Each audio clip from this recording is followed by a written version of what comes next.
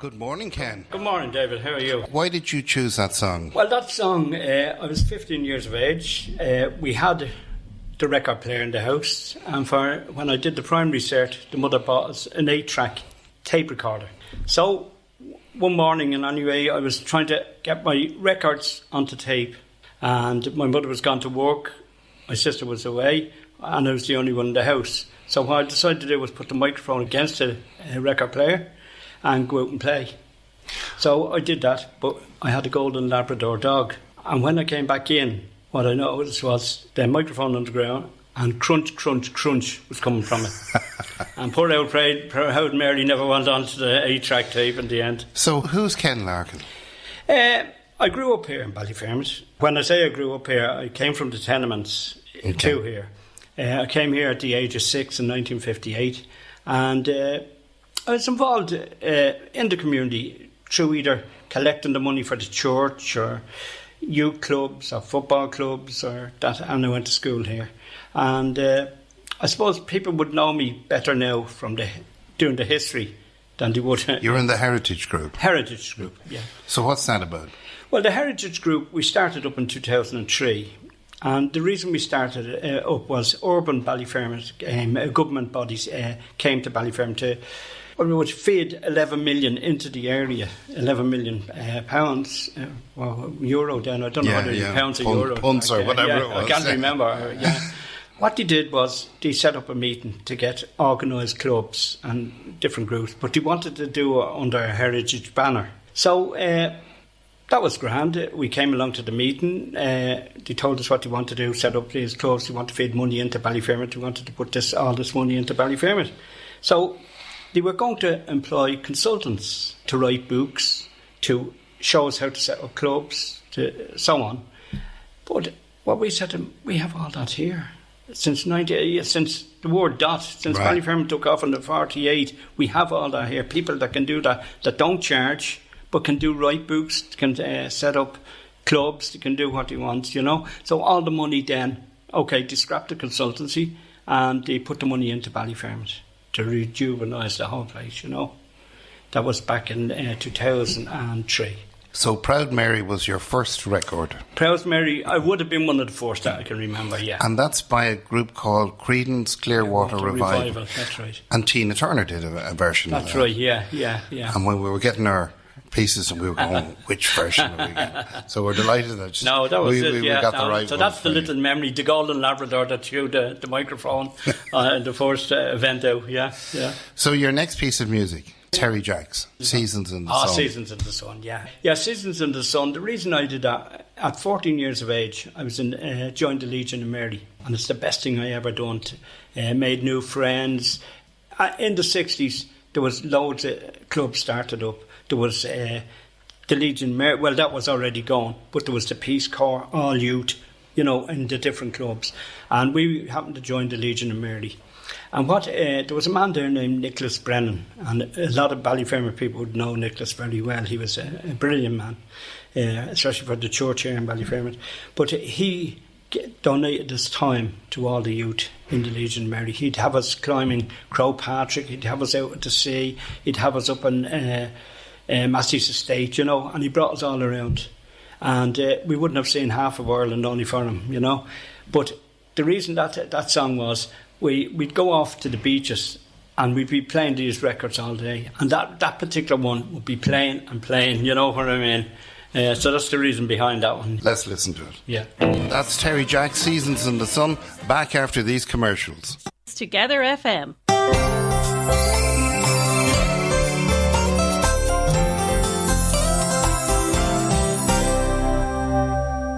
And welcome back this morning. We're talking to Ken Larkin. Good morning, Ken. Good morning.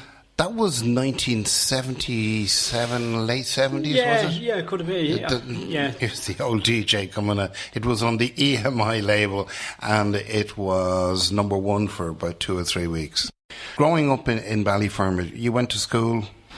Went to all the schools. I went to the Dominican, then from the Dominican into the De La Salle. That's the national school. And then back into St. John's for 3 years. And brothers and sisters? I have one sister. living in Spain now, Gilda. She would be, a lot of the older people I think would have known Gilda, especially in Ballyfermot Drive. And your working life, what did you do? Yeah, I started out at the age of 17 in a company called Huey Motors as a storeman. We got an agency there for a certain engine, you know, and that Huey Motors closed down. We went into another place and that closed down. We then decided, listen, we're running this agency, two of us. Let's go over to England and see can we negotiate a deal. So in 1985 we went over to England to negotiate a deal. We got the agency, it's a Dorman Ruston agency, it's an engine. And we started up in 85 and that's what I stayed, electric generators for banks and banks and hospitals and all that, you know. So I would supply the spares. We took on a few lads who repaired the engines, and that's what we put the bread and butter on the table for us. And your next song by John Denver, Annie's Song. Annie's Song. Why did you choose this one? Annie's Song would be a song I would, as a party piece I would pick, you know, and it was my wedding song that I sang at the wedding, you know. So I said, oh, sure, why not? Let's hear it again, John Denver. A great song. There you are now. That was a wedding song. And you sang that at your wedding? I sang that. That's a party piece, you know, like when you go to a party and that would always come. You must be sick of hearing me singing that. Some song to sing. The next song that you chose, it's a particular favourite of mine, Simon and Garfunkel. And I saw them years and years back. They came to the RDS. Fantastic. Do you want to introduce it? The boxer. Why I chose that one was I followed Simon Garfunkel. I had loads of their records, you know what I mean? They would have been my number one group, I think, you know what I mean? Yeah, even today now, I do an odd bit on the guitar now, very badly, you know, and of course that does be one of the songs that too comes out, you know, the boxer. There, it's a great piece of music. Oh, brilliant. It goes on forever at the end, but it's great, it's great. Tell me, we were just talking off air there. You were talking about the tenements, and you wanted to say something about that. Yeah. Well, as I say, as early as 3, I remember we grew up on 31 North Great Georgia Street, which would have been tenement at that time. And my sister used to go to the Loretta school just up from it, you know. But my mother came to some arrangement, but it wasn't unknown at that time to leave your smaller siblings in with the elder one, you know, in the school, and your mother would come back and collect you, you know. So she was working. As I said, my father is dead since 1953. What age were you when you... I was 1. You were 1, so you never really don't remember. Oh, I don't remember him. I don't remember at all, no. And so my mother had to work. So I'd be left in with my sister, sitting there. And I was so young at the time, 3, that I became the baby Jesus in the Christmas crib, you know what I mean? When you think about it, back in the Loretta in North Great Georgia Street. But and then we went, we stayed there till about 3 years, I think. And I was about 5 when we moved up to Buckingham Street, another tenement. But we were waiting for the kids at Ballyfermot. You know, 33 Ballyfermot Drive, and we were waiting there. That's basically it. And was it difficult in the tenements? When I look back, it was, yeah. Like, funny, we did a miscellany here last year on stage about tenements, and certain people talked about it, and I was just saying, we had one bathroom amongst 8 or 9 people, 9 families, you know. 9 families? And we were lucky we only had 3 of us, but there was 9 families living in 31 North Great Georgia, 9 or 10 anyway, and we had one bathroom upstairs, halfway up the stairs. Now, the place would be black. The hall itself would be black. The door would be left open 24 hours. So wouldn't be surprised you come down in the morning, someone's sleeping, you know, rough in there. And then what happened too is, yes, the hallway would be black, where there'd be no bulbs. So you couldn't go upstairs to go to the toilet during the night.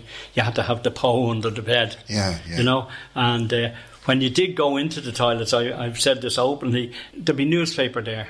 So we were reading at an early age, I needn't tell you, and then we were using it for other purposes as well. But you know, we were very young reading it. But yes, I would say it was hard, not for us, you know, because we didn't know any better, you know. Right. I'd say it was hard on the mother hard on the other mothers and fathers, because some of the fathers was away in England then, because it was the 60s and there was no work in Ireland, you know what I mean? The 50s and 60s, fathers were away. Even out here in Ballyfermot, some of them got the houses, the tenement houses. And do you remember moving into Ballyfermot the first day? Oh, I do. Really? Well, yes. What age were you? I was 6.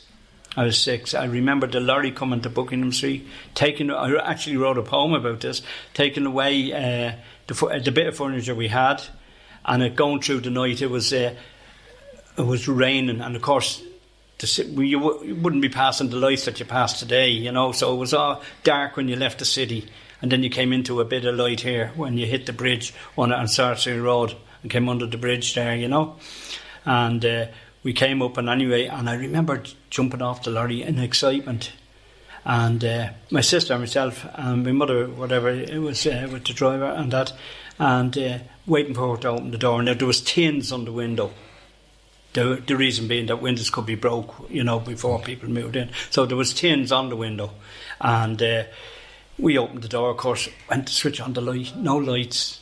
What happened was, and what we were told after the corporation when they came out to put the bulbs in, people would take the bulbs with them to the next house. That's how poverty it was, you know, that they would take the bulbs, and so the corporation would come with new bulbs. Now, you bought the bulbs after that if they blew, but they would have the bulbs in, and they came the next day to take off the tins off the window.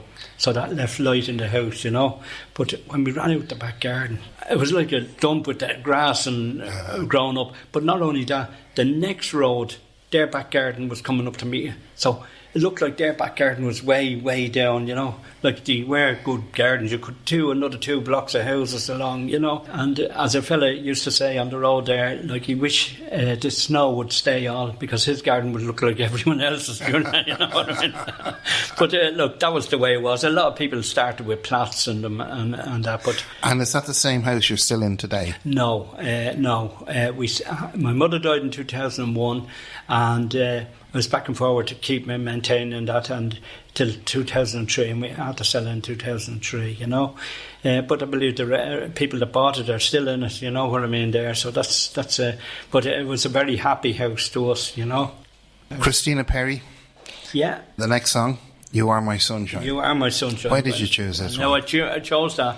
The reason being, that's only really new on board. The grandchildren, each of them grown. I have 9 grandchildren, but there's one in particular there. I'm going to ask you after this record to name them all. Oh, don't do that. Don't do that, will you? It's this Roshan song, and anyway, yeah. And, sorry, I interrupted you. Go on. No, but she loves this song, and I get the old guitar and we bang it out there, and I have her on me phones, you know, and her little voice, you know, so it's lovely to hear her singing, you know. So for Roshan. Roshan, yeah. For them all. And welcome back. You're listening to Community Matters, and joining us this morning is Ken Larkin. I was just asking you to write down the... give me a few minutes. You mentioned there you were 7 years of age when you moved into Ballyfermot.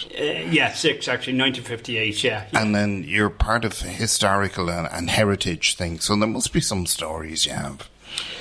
And I'm putting you on the spot. Well, I'll tell you one thing. When we moved, before we just moved in, my mother was a great woman. She was, I think she was far before her, for her time. What happened was she got this offer from Scotland by the Laird, who be landowners, to bring a group of people over to pick potatoes in Scotland. And I think she's the only woman in Ireland that ever did this. And I'd be always interested, sometime I must put it out there and see does anyone remember it. But she'd meet them at Rosslare Harbour. She'd pay the fares for them all to go over, and she, when the contract would be up, she'd pay the fares to come back.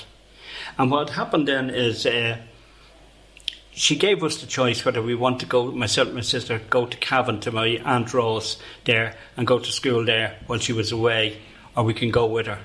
So we went with her, decided to go with her.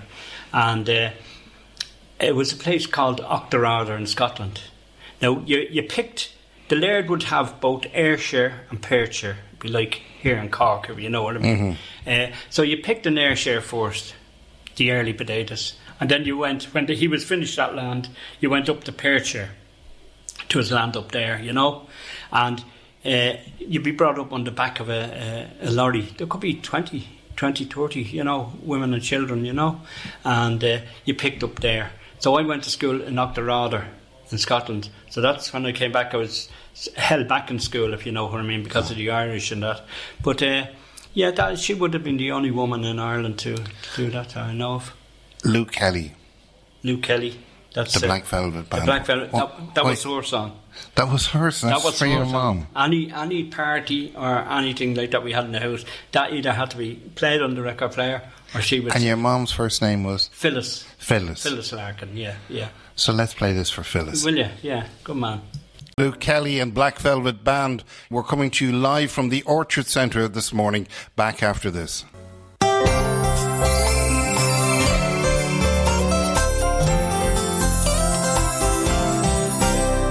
And welcome back. We're with Ken Larkin this morning at the Orchard Centre. Ken wrote down all the grandchildren and he hands me the piece of paper to read it out. I read it. You read it. You read okay. it. Let's say hello to Ken's grandchildren this morning. There's Jack, Claude, Senan, Roisin, Sadie, Olivia, Senan, Killian and Liam. That's the whole lot of them there. And actually, Killian is making his communion this Sunday. Very good. I think Ken was going through a bit of anxiety if he forgets one of them, but he's remembered them all. He's remembered them all. You have a piece of music called The Road to Dundee. Yeah. And we searched and searched and searched. I hope this is the one that you want. Tell me, why did you choose the song The Road to Dundee? I haven't heard that one in years and years, and I'll tell you why. I was mentioned that my mother brought people over to Scotland to pick potatoes, so that when the laird or the landowner, you'd be finished picking in his land in Ayrshire, you'd have to travel to Perthshire. And you'd travel in the back of a lorry going there. And, of course, songs would be sang all the way up. It could take you 3 hours in the back of a lorry going up there, you know, and songs would be sang. And that there would be always sung, The Road and the Miles to Dundee. That would be the reason for that one. I can imagine you in the back of a truck. Yeah. At 5 or 6 years of age, yeah. That's right. Heading up with all these people. Yeah, that's right. Your next song, Mungo Jerry, intrigues me. It really does. Why did you choose this one? Much the same reason. When we'd be in the Legion of Mary, I would tell you there'd be groups of songs that we'd be singing on the beach or going or that, and that would be echoed out on the beach. Do you do this one on the guitar? No, I don't touch that one. No. We're talking to Ken Larkin live from the Orchard Centre. And Ken, you were bopping away to that one. Love it, yeah. Love it. It's years since I've heard it. And it's memories come flooding back. Your next song, Where Do You Go To? My lovely, yeah. Why did you choose this one? Well, I was telling you about the Legion of Mary when we joined it, and we'd have reunions. So we'd be introduced to our first dances, really, and we'd have reunions every so often.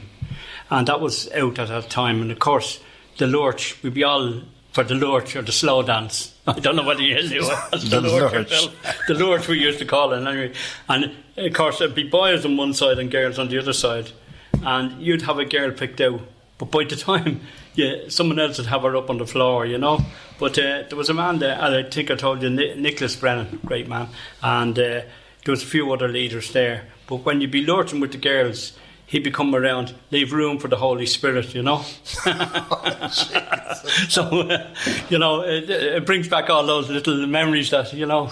Let's play this one. Lovely. Sorry to crash that. We have Therese coming up with a fantastic show just at the top of the hour, and we'll be handing you back to the studio in the Civic Centre in Ballyfermot. Ken, thank you so much for coming in.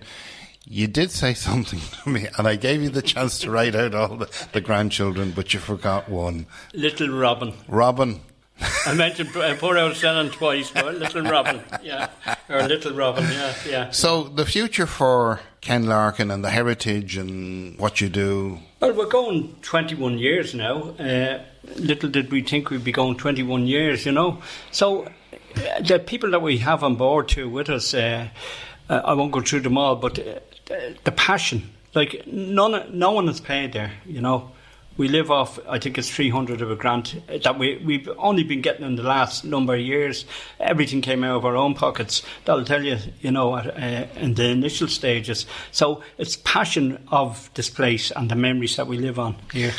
And you want to say hello to the family? Could I say hello? Firstly, my wife Teresa, and then there's Pamela, Sinead, Anthony, Philip and Laura, and they produced the 9 grandchildren for us, 9 beautiful grandchildren. We're going to go out with the last song, which is another one you sang. Yeah, in 2 years' time I'll be 50 years married to Teresa, and just happy memories, that's all, happy memories. Ken Larkin, thank you so much for coming in this morning, and we'll talk to you again. And thanks very much, David, for having me.